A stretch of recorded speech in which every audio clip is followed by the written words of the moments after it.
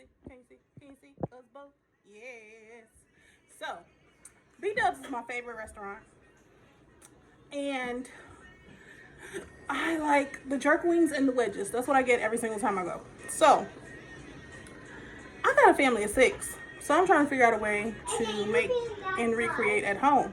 So, I am going to show you guys my wedges that I do for my family. We're going to use red potatoes.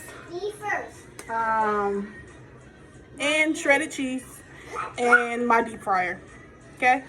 I will leave this on so you guys can pretty much watch.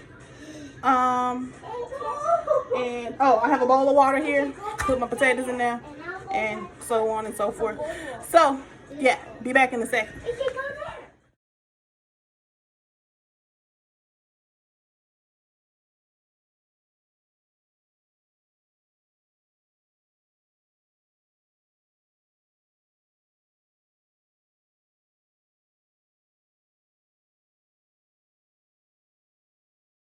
All right, it's cooking with us, and we're back. We are back for the last time today.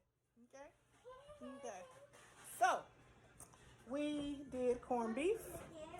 We did our version of corned beef.